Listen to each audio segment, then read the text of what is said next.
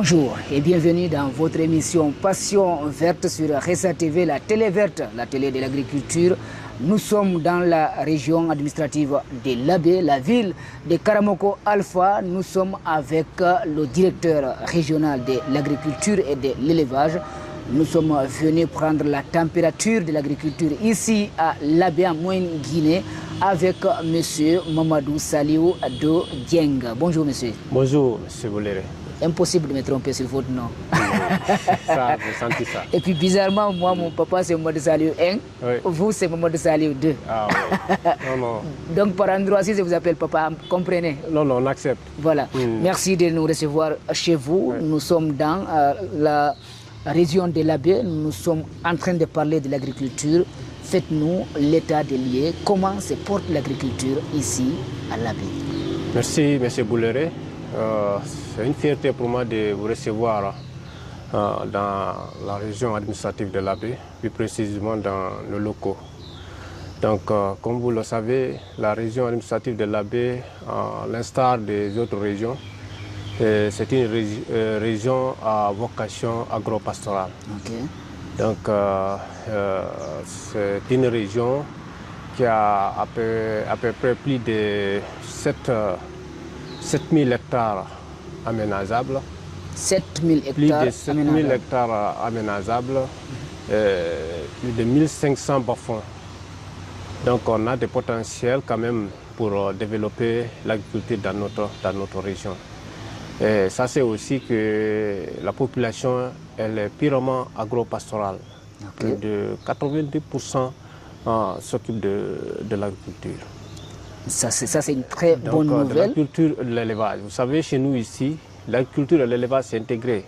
Donc celui qui fait l'agriculture, c'est la même personne aussi qui fait l'élevage. Donc c'est comme la chimie, rien ne se perd, rien ne se crée. Tout se transforme d'un corps à un autre. D'un corps à un autre. Donc c'est un secteur intégré où on développe l'agro-pastoral. Ok, mais comment ça fonctionne alors? Ça fonctionne très bien, surtout, permettez-moi, depuis l'arrivée des nouvelles autorités, à l'occurrence. Voilà, depuis l'arrivée des nouvelles autorités, à l'occurrence du CNRD. Elles sont plus nouvelles, hein? Elles sont là depuis 4 ans. C'est ça. Elles sont plus nouvelles. Elles sont plus nouvelles. Depuis qu'ils sont là, vraiment, ça a boosté le secteur dans notre région. En tout cas, on a vu des gros mots, hein?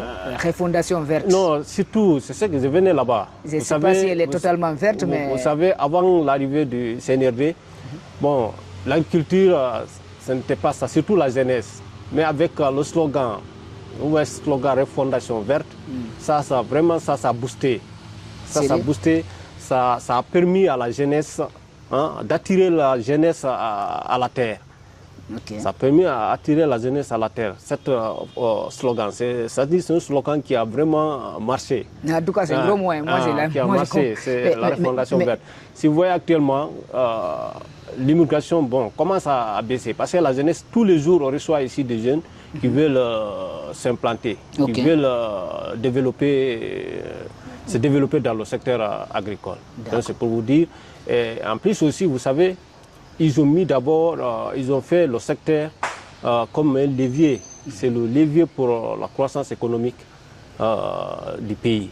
Donc, vu toutes les conditions créées, donc ça pousse maintenant à l'ensemble de la population, surtout les jeunes et les femmes, à s'intéresser à l'agriculture. Je vais vous voir par exemple les conditions créées. Depuis qu'ils sont venus, les conditions, ils ont créé des conditions. Je vous donne un exemple. Avant, il n'y avait pas de banque agricole. Si on disait banque, les gens pensaient seulement les banques, c'est par rapport à l'argent et tout ça. Mais est-ce que cette banque aussi est opérationnelle? Non, les banques agricoles sont opérationnelles actuellement.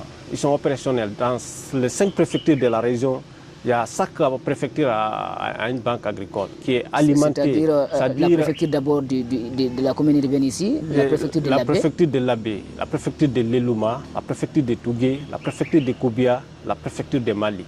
Partout où vous partez, c'est-à-dire en termes d'intrants, surtout la semence, déjà est disponible, c'est une réalité.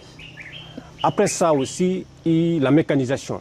Vous savez, dans notre région, nous avons 2 centres de prestations agricoles. Il y a le centre de prestations agricoles de Labé et celui de Tougué. Donc les 2 centres-là aussi sont opérationnels. sont équipés en tracteurs, en moissonneuses, batteuses, tout ce qui est lié au labour. Il y a combien de tracteurs dans la région? Bon, vous savez, par rapport à ça, je vais vous donner un exemple seulement.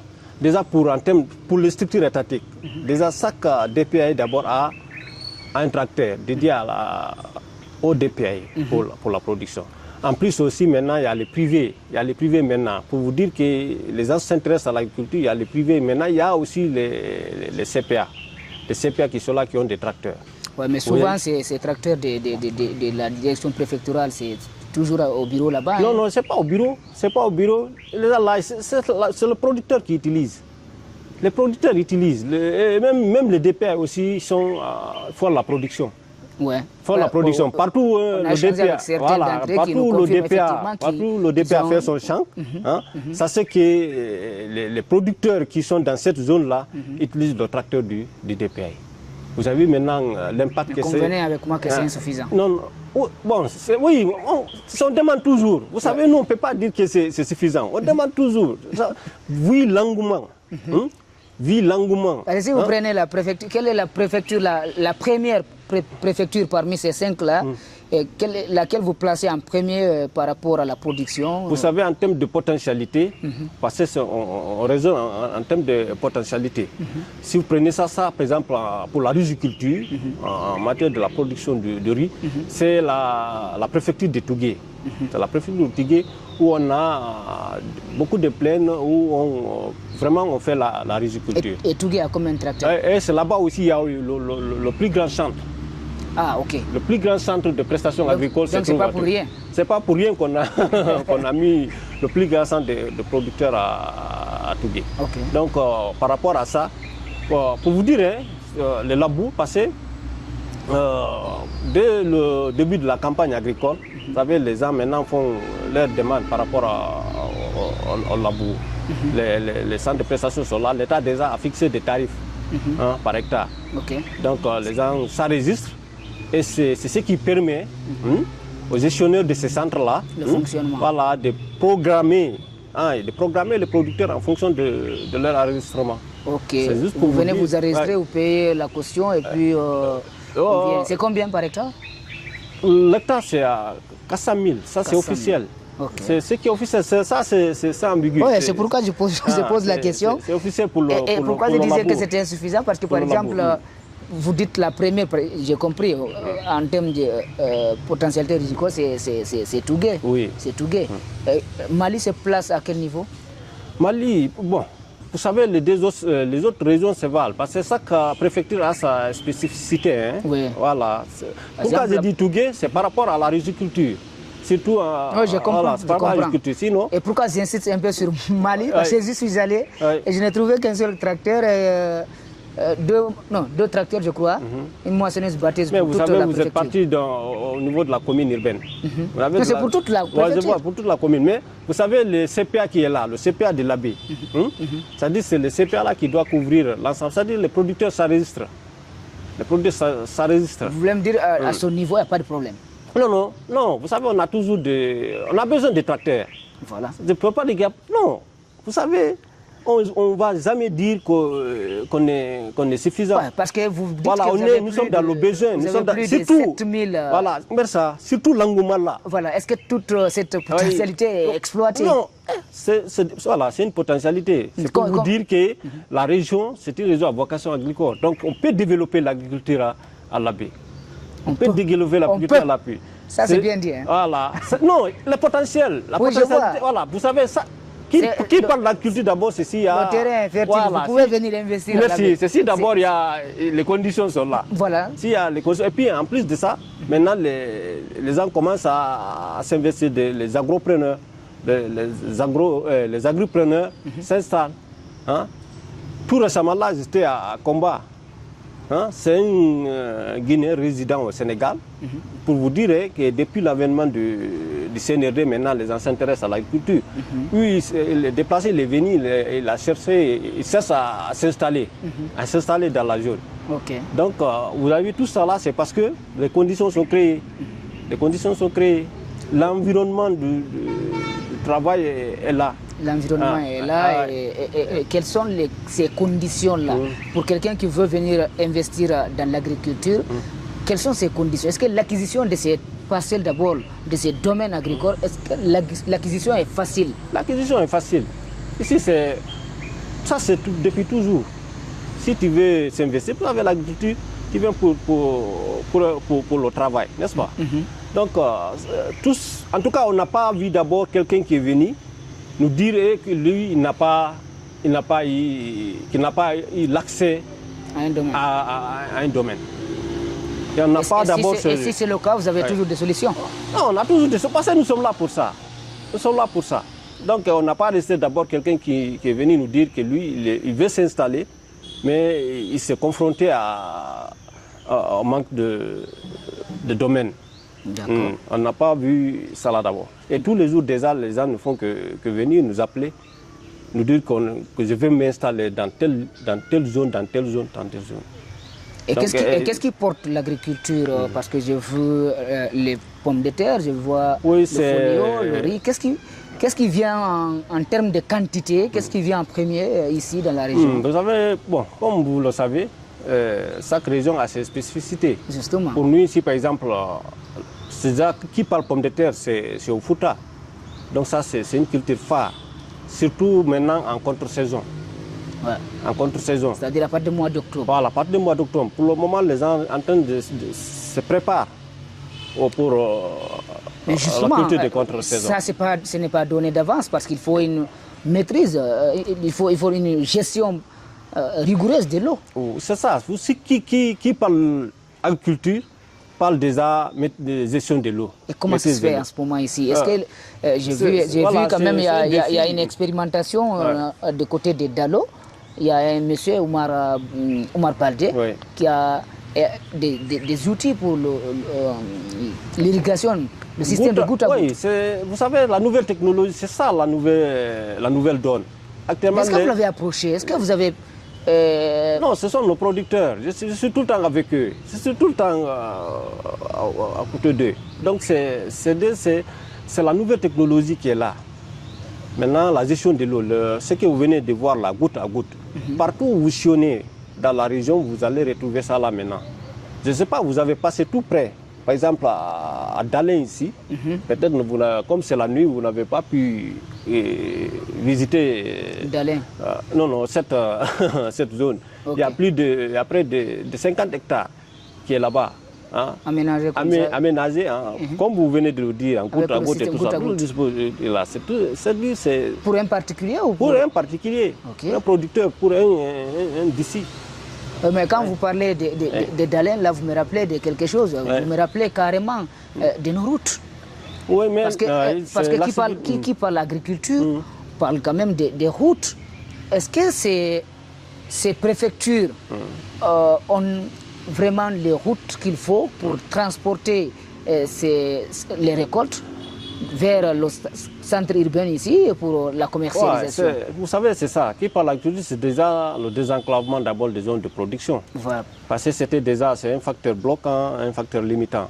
Parce qu'on a tellement de zones où on peut développer l'agriculture, mais si la route, si l'accès n'est pas là, ça ne peut pas encourager, ça ne peut pas le développer. Mais vous savez, actuellement, on a des projets, il y a souvent des projets pour le désenclavement des zones de production. C'est-à-dire on aménage souvent des pistes rurales qui sont là entre les serres et autres là. Actuellement, vous avez vu, il y a un projet qui est là pour désenclaver, c'est-à-dire pour relier la baie frontière, la baie Sénégal. Okay. Donc tout ça là, l'objectif c'est de désenclaver toute cette zone-là. Mais vous convenez quand même, c'est le plus gros défi. C'est le plus gros défi parce qu'actuellement nous avons un projet ici qui est dans ça. Et il y a des entreprises qui sont un peu partout, ont des marchés pour le rétrofilage. Parce que celui qui sillonne quand même la moyenne Guinée, il est frappé par cette situation. Moi, je suis allé, j'ai pris la route l'Abbé Mali. Je crois que c'est la préfecture la plus éloignée du centre ici. C'est à 120 km. A priori, 120 km, ça vous fait avec toute la prudence, 1h30 a priori. Vous savez, mais ici, il faut faire jusqu'à 7h. Oui, mais avec un bon engin, un bon chauffeur. Mais il y a des projets qui sont ça en cours. Vous avez des entreprises, non? Les entreprises sont déjà venus. À part ça aussi, il y a des projets qui font de pistes rurales. Il y a l'espoir. Non, ça c'est une réalité. Oui. C'est une réalité. Mais ça stagne, c'est le directeur. Oui, bon. Parce que j'ai échangé avec eux, ça fait certaines sont là depuis plus d'un an. Quand vous prenez le tronçon Yemberen et Mali, ils n'ont même pas commencé. Donc, je suis d'accord. C'est un début, c'est déjà bon parce qu'ils sont là. Il y a l'espoir. On prie pour que ça continue. Non, ça va continuer parce que déjà. Pourquoi je vous dis qu'il y a l'espoir? Parce que ça fait des années, nous avons trouvé des en parler de cette route. Ouais. C'est pour la première fois. Voilà, c'est pour la première fois qu'on voit maintenant les choses se réalisent. C'est pour ça que vous dites que ça, c'est une vérité. Les usagers demandent à ce que vous mettiez la pression. Parce que c'est l'agriculture qui porte ici. C'est l'agriculture, oui, c'est ça. Partout. Et l'agriculture, s'il n'y a pas de route. Partout. Mais quand même, vous avez visionné, vous avez vu. Vous avez vu quand même, vous avez rencontré des producteurs. Avec des problèmes. Ah, ok. Surtout les routes. Oui, donc, ça c'est partout. Quand même, ça, tout le monde sait. Ça, on le reconnaît. La route, c'est... Ça, au moins, vous lancez cet appel. Vous lancez cet appel pour qu'on ait des solutions. Non, c'est ça. Il faut qu'on désenclave les zones de production. Il faut continuer à désenclaver les zones de production. Alors, vous êtes le directeur régional de l'agriculture et de l'élevage. Il y a le département qui est scindé, agriculture, élevage.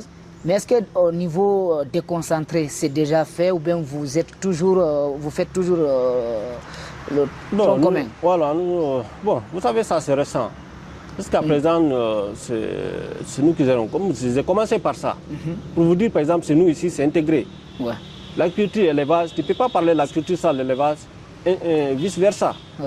Parce que le même producteur, si vous partez dans un champ, vous voulez voir, par exemple, les producteurs qui évoluent dans l'agriculture, vous les appelez aujourd'hui, ils vont venir. Demain, si vous dites encore, je vais voir les éleveurs, c'est les mêmes personnes. Parce que, voilà, donc si vous conviez une réunion commune, voilà, pour nous ici, il n'y a pas de problème, c'est un secteur intégré.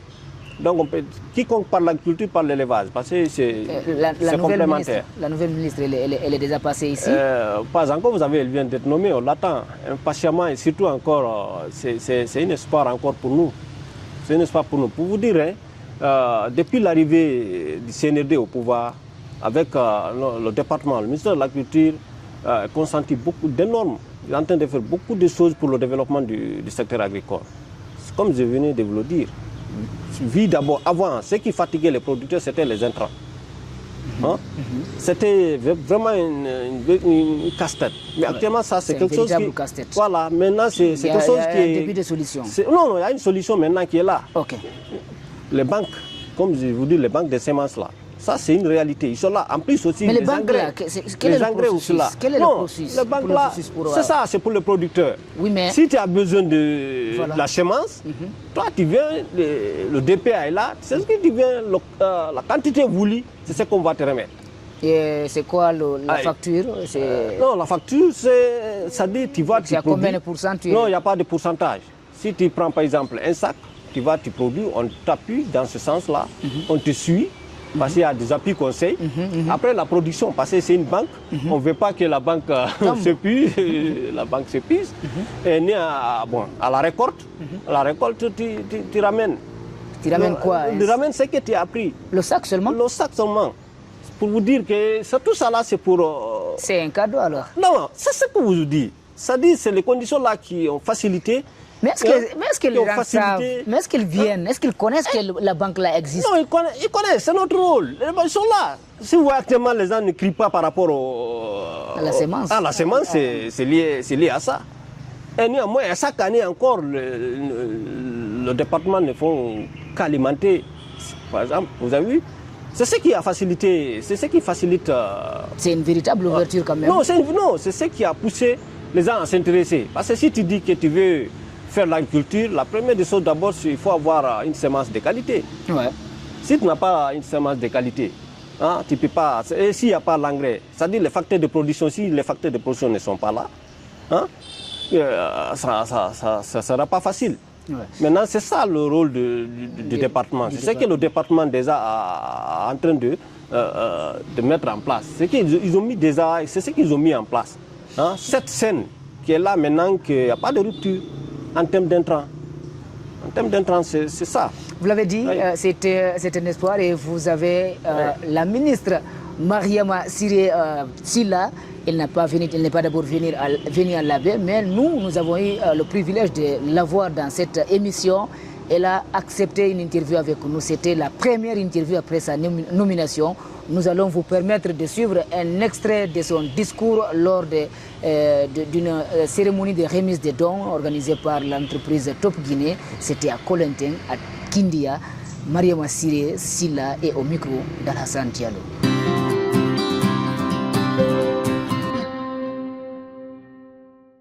Je tiens à exprimer ma profonde gratitude à l'entreprise donatrice, la société Top Guinée, dont cette contribution exceptionnelle s'avère déterminante dans la mise en œuvre de cette phase pilote du projet.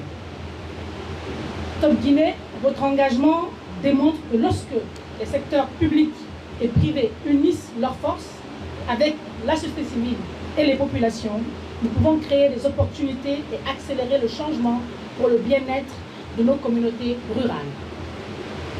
Ensemble, nous pouvons montrer que l'agriculture n'est pas un secteur du passé, mais un pilier de l'avenir de notre pays. Par ailleurs, l'agriculture est le premier pilier du programme de développement Simandou 2040, qui est un programme ambitieux, qui a pour objectif d'améliorer la croissance économique, créer des emplois, mais surtout booster la Guinée vers une trajectoire de développement inédite à date. Le projet d'appui à l'emploi et à l'autonomisation de 10 000 jeunes dans l'agriculture représente un véritable tremplin pour l'amélioration des compétences et des moyens d'existence des jeunes, inclus ceux en situation d'analphabétisme, ceux qui sont diplômés sans emploi, ceux qui sont déscolarisés, et aussi ceux qui sont inaptes à avoir des emplois qualifiés dans les sociétés minières ou autres. Grâce aux appuis appropriés, 10 000 jeunes bénéficiaires pourront réaliser des activités pour accroître leurs revenus et améliorer leurs conditions de vie et celles de leur famille. Le projet vise 4 objectifs spécifiques.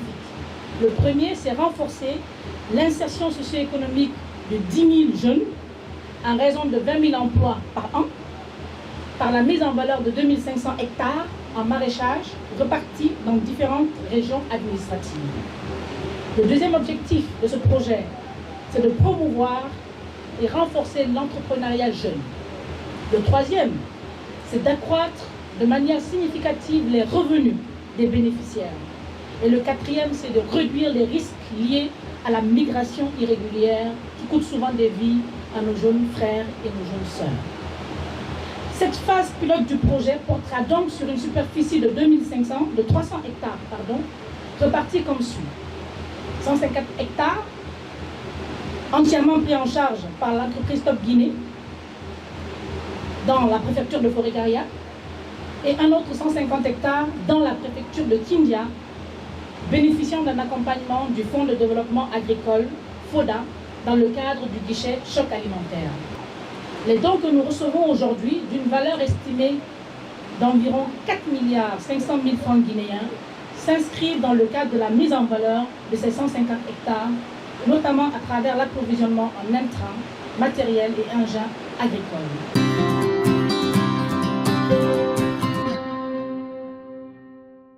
Du retour ici avec M. Mamadou Saliou de Djeng. Il est le directeur régional de l'agriculture et de l'élevage ici à l'Abbé. Avec moi, vous êtes en train de développer le thème parce que vous êtes en train de nous donner l'état de santé de l'agriculture. Vous avez suivi votre ministre, la ministre Mariama Siré Silla, qui donne le ton, qui est en contact avec la terre, mais qui encourage le partenariat avec les privés. Vous, ici à l'Abbé, est-ce que ces genres d'entreprises viennent ici, vous collaborez, et quelle est la nature de collaboration? Bon, vous savez, comme je viens de vous le dire souvent, comme c'est-à-dire le département a fixé l'agriculture comme un levier de développement. Et Le gouvernement même. Voilà, le gouvernement en général. Ouais. Et une seule entité ne peut pas développer un secteur. Un seul doigt n'applaudit pas. Voilà, n'applaudit pas. Donc c'est ce qui fait qu'ils ont initié ce qu'on parle public-privé. D'accord. Des partenariats public-privé. Ouais. Là, la vie, elle est avec Top Guinée. Voilà, Top Guinée, vous savez, tout récemment, là, déjà, on était avec eux. Ici à la baie. Ici à la baie. Okay. J'étais venu tout récemment là, on était même avec eux. Okay. On était partis dans un centre. Ils ont présenté les produits. Notamment le drone agricole, le drone multitâche. Voilà, le drone agricole. Ouais. Ça, quand même, c'est quelque chose que les producteurs et nous, qu'on a apprécié. Okay. Donc, vous savez, ça facilite. Imaginez pour un producteur, par exemple, qui fait faire des hectares. Hein? Maintenant, la difficulté, si la technologie n'est pas là pour, pour entretenir... Parce qu'avec ce drone, en 5 minutes, vous avez déjà pulvérisé un hectare. Voilà, ça c'est devant nous. Ouais. Hein? Ouais. C'est devant nous. Dans 5 minutes, ils ont pu pulvériser un hectare. Bon, vous avez vu maintenant ce que la technologie peut faire pour l'agriculture. Ouais. Donc c'est le partenariat public-privé qui peut aider dans ce sens. C'est la mécanisation. Là, c'est ça. Si la mécanisation, il faut que l'agriculture si l'agriculture se modernise, il faut déjà mécaniser. Ouais. C'est ça la nouvelle donne maintenant. Mais on a reçu une demande des agriculteurs ici à la baie. C'est qu'ils ne veulent pas seulement voir drone là, ici et partir. Ils veulent avoir un drone pour vous dire que ça, vous savez, pour revenir par rapport à ça, c'est une approche que le département même est en train de développer. Okay. Actuellement, nous avons envoyé des cadres à Conakry pour la formation. Voilà, pour la formation. Avec Top Guinée. Voilà, pour la formation. Donc, pour vous dire que c'est une approche qui sera vraiment pérenne. L'outil est déjà accepté. Quand déjà le personnel est outillé, ce qui prouve que le département a pris ça comme vraiment un outil de travail. Ouais. Hein? Ouais. Sinon, tu ne peux pas les former. Quand tu dis que l'État a pris l'engagement de former, il a dit que chaque direction d'envoyer des cadres pour apprendre. Cela veut dire maintenant c'est quelque chose qui est accepté, qui est intégré. Donc c'est devenu maintenant un outil de travail, comme les tracteurs. Voilà, déjà on voit derrière vous des tracteurs. Ça c'est pour le département. Voilà, et on voit que ça travaille. Hein? Non, ça. Il y a la boue. Il y a la boue. Vous savez, actuellement, les gens commencent à penser maintenant pour la culture de contre-saison. Donc ils sont en train de labourer. Parce que dès qu'ils enlèvent maintenant le maïs, ils s'apprêtent maintenant pour la pomme de terre. C'est-à-dire au lieu de faire une culture par an, vous pouvez faire 2, 3. 2 ou 3, c'est comme ça maintenant. Des cultures qui sont 45 jours, 3 mois, 4 mois. 4 mois, au maximum 90 jours. Vous savez, il y a maintenant la semence améliorée. Oui. Donc c'est ça, compte tenu maintenant du changement climatique. Et vous savez, avec la gestion de l'eau, donc c'est ce qui fait que l'État, à travers le département en charge de l'agriculture, cherche à nous doter en semences, vraiment de semences améliorées.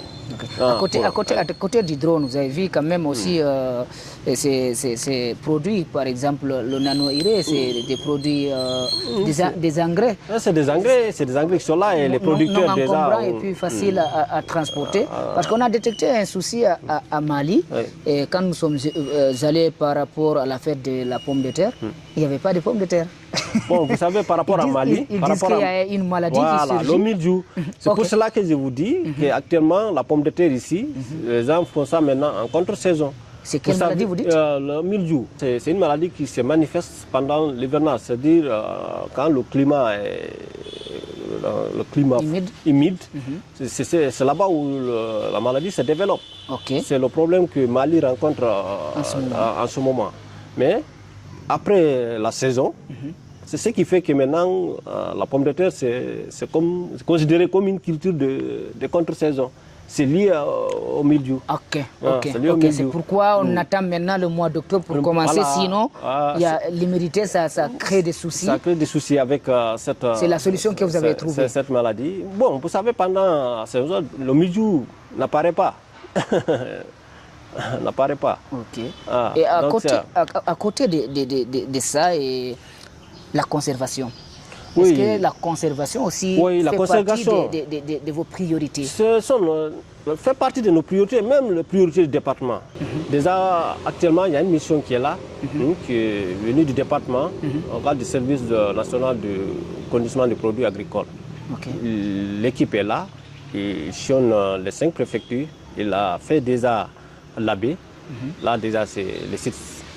Les sites sont identifiés. Les sites. Voilà, il y a combien de sites qui sont identifiés ici? Il a fait Garambé et Popodra. Donc, pour seulement l'AB, il y a 2 sites? Oui, bon, vous savez, c'est la phase d'identification. C'est voir maintenant, il y a des critères. Parce que l'ensemble foire doit être installé tout près du bassin de production. Donc, c'est ce qui fait qu'ils sont en train de sillonner. Parce que nous sommes allés à Garambé. Voilà, il faut alimenter quand même. C'est une chambre qui doit être alimentée après. Donc, c'est pour vous dire que, voilà, pour vous dire que c'est un problème que le département déjà il est en train de prendre des dispositions pour remédier à ça.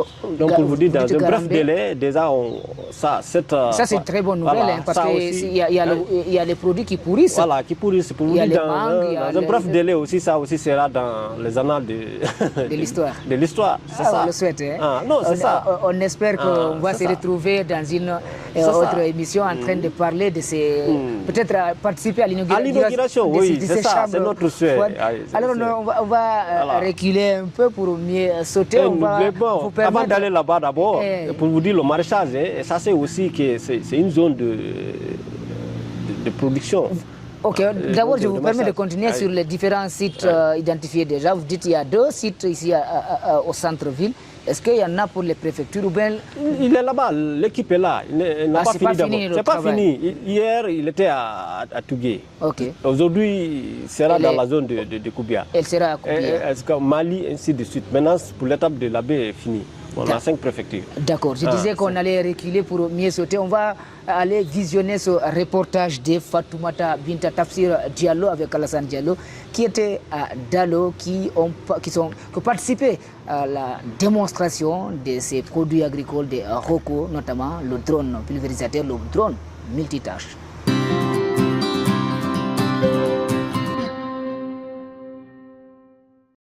Après les régions de Kindia et Kankan, Top Guinée pose ses valises ici à la baie pour une démonstration de son drone agricole multitâche. Cette technologie innovante vise à faciliter le travail des agriculteurs et à améliorer le rendement. Sur ce champ de 13 hectares, dont 6 faits de riz, situé à Dalo dans le quartier Koulidara, les représentants de Top Guinée ont présenté les capacités de cet outil. C'est bon, ça.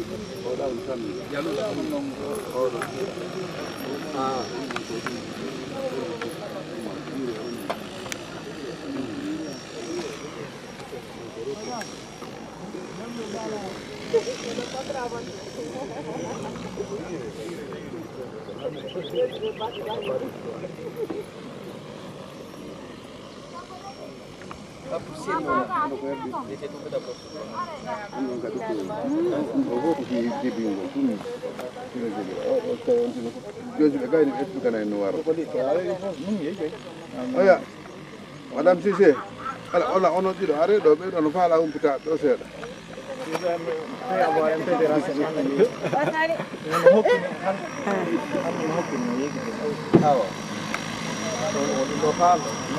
Se poser ici. Quoi?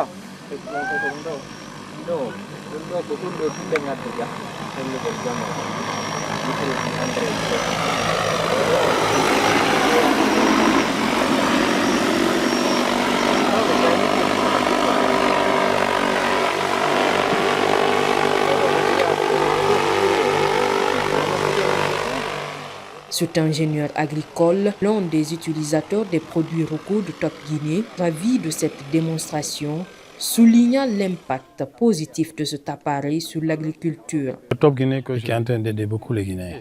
Tous les intrants qu'ils ont eu à amener ici, à savoir le monourée, le diamonophosphaté, et aujourd'hui l'utilisation du drone, qui est une avancée majeure dans le cadre de traitement phytosanitaire, l'herbicidage, le traitement phyto, et un peu l'application des engrais. Ça, c'est extrêmement important. Et si on veut avancer les technologies que les autres utilisent pour l'air là où ils sont, il faut qu'on les utilise. On n'a pas de choix. Parce qu'aujourd'hui, pour optimiser le rendement, il faut utiliser peu pour gagner beaucoup plus. En fait, c'est ça la différence entre les Européens et nous. Selon les responsables de Top Guinée, l'objectif est de permettre aux agriculteurs de faciliter leur travail et de maximiser le rendement dans leur production. Nous voulons faire une démonstration. La démonstration consiste à montrer l'activité, l'utilité du drone agricole. Dans ce cas précis, en même temps, faire la promotion de nos produits locaux, qui est notamment le nano-urée et le nano-DAP. Donc, l'objectif de la mission, c'est élargir notre chaîne clientèle. Les représentants de Top Guinée dans la région de l'Abbé ont pour mission de faire connaître les produits locaux et d'amener les agriculteurs à les utiliser pour améliorer leur rendement. Mon combat, c'est le nano-urée et le nano-DAP. Parce que ce sont des produits qui sont très efficaces. Des engrais foliaires qui peuvent te permettre de rentabiliser plus qu'il ne le faut. Donc, une bouteille est égale à 50 kg. Des engrais granulés et dont la bouteille est juste 500 ml, donc qui est très efficace. La nano-urée, elle peut permettre à un producteur qu'il y ait la croissance rapide et puis qu'il y ait beaucoup de fraisons. Et la nano-DAP lui permet à ce qu'il y ait des grandes feuilles pour pouvoir le couler plus sur le marché. Les attentes sont énormes, les défis sont identifiés, des pistes de solutions envisagées. Successivement, il s'exprime sur l'avenir de l'agriculture en Guinée. Surtout, comment dirais-je, avec le drone que nous a présenté. Et vraiment, ça nous intéresse à plus d'un titre, puisque ça nous décharge énormément. Parce qu'il y avait trop de charges. Maintenant, avec ça, vraiment, on pense être beaucoup plus à l'aise. Et beaucoup plus, et on va augmenter notre production avec beaucoup plus de facilité. Le grand défi ici, c'est surtout la clôture des domaines. La clôture, vraiment, ça coûte beaucoup, ça prend énormément de fonds. Okay, il faut investir beaucoup dans la clôture parce que les vaches nous fatiguent, les bétails. Même si vous clôturez, parfois, il y a des vaches qui sont insupportables. Et les propriétaires des troupeaux n'arrivent pas à gérer les troupeaux. Ça nous fatigue beaucoup. En plus, le transport des intrants avant, le transport de NPK, de l'urée, hein, quand vous avez 10 hectares, il vous faut des tonnages à transporter. Mais avec le nano-urée, nano-DAP, vraiment, je vous assure que ça c'est l'avenir. Et ça c'est l'avenir vraiment. Et nous apprécions beaucoup ce produit, surtout s'il devient très accessible pour nous. Les acteurs sont déjà conquis. L'Abbé ne veut pas se limiter à la contemplation du drone agricole. Ici, les agriculteurs veulent plus. Il faut un drone à l'Abbé. Donc, nous comptons faire cela, avoir un drone à l'Abbé où nous allons travailler. Il y a déjà même les agriculteurs qui se disent « Ah oui, faire un drone juste pour 1 hectare, c'est vraiment peu de faire tout ce déplacement logistique. » Donc, ils ont suggéré de s'organiser en plusieurs, donc une vingtaine, une trentaine. Comme ça, on aura des grands hectares qu'on pourra pulvériser. Donc, quand on se déplace une journée, on pourra faire plusieurs endroits et pouvoir pulvériser. Donc, comme vous le savez, 1 hectare ne prend qu'à peu près 5 minutes. Donc, voilà, on pourra se déplacer pour une journée et couvrir plusieurs zones. Nous sommes là pour pouvoir aider les agriculteurs à passer de consommateurs, mais de producteurs, pour qu'ils puissent, voilà, ne plus seulement produire pour consommer, mais de produire pour servir la nation. Donc, c'est un peu ça que nous voulons avec l'aide de Top Guinée. C'est cette alliance que Top Guinée et DMK Guinée essayent de faire. Ici, nous sommes à Garambé. Plus d'1 hectare d'aubergines déjà valorisé.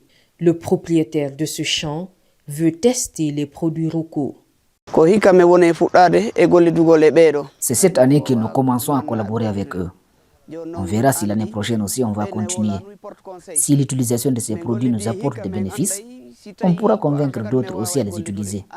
C'est comme ça qu'ils vont s'imposer sur le marché, petit à petit.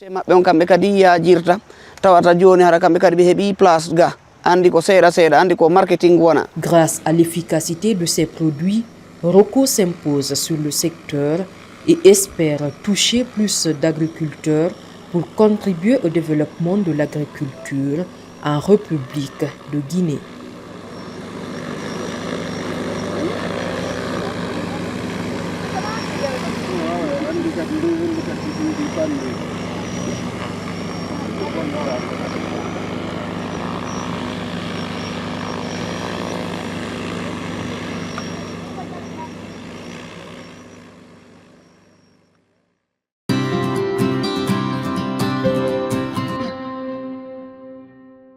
Merci de nous suivre ici sur Khessa TV dans votre émission Passion Verte. Nous sommes dans la ville de Karamoko Alpha Labé. Nous sommes avec Mamadou Salio Do Djeng. Il est le directeur régional de l'agriculture et de l'élevage.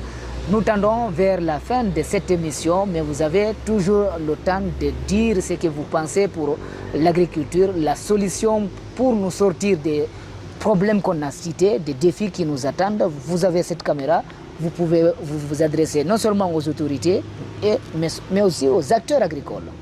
Bon, merci. Vous savez déjà, je profite de l'occasion pour remercier déjà l'ensemble des membres du gouvernement, en général et particulièrement la ministre en charge de l'agriculture, l'ensemble des cadres du département. D'accord. Donc, les remercier les efforts qu'ils sont en train de mener pour que la région de l'Abbé soit vraiment un vrai grenier de l'agriculture. Donc, il y a quand même, c'est de les exhorter à continuer dans ce lancer. Voilà. La ministre même a dit qu'elle va développer des champs et peut-être vous allez lui donner un hectare ici pour qu'elle des hectares pour qu'elle ait son champ à l'Abbé, pour que son cœur reste par là. C'est ça, c'est ses ailes. Elle est d'ici. Ah, elle est déjà, oui, sa maman est de l'Abbé. Voilà, elle est d'ici. Donc, ici, c'est ses ailes. Elle connaît parfaitement, la région. Elle appartient à tout le pays. Parce que quand voilà, elle est ses ailes. Depuis qu'on a pris sa nomination, nous, les groupements de femmes et autres, c'est une fierté pour eux. Et c'est ce qu'ils nous disent actuellement, qu'eux déjà qu'ils ont... Ils ont leurs représentants. Les représentants, direct maintenant. Et vous sortez même. Vous avez vu? Donc c'est une fierté pour la région de l'avoir, et surtout encore les annonces, les initiatives qu'elle projette. Vraiment, c'est quelque chose qui donne l'espoir à la région. Il y a combien de groupements formels ici? Bon, il y a plus de 3000. 3000 groupements. Plus de 3000 groupements. Je vous dis qu'ici, le maraîchage est très développé. Et si qui parle maraîchage, c'est les femmes.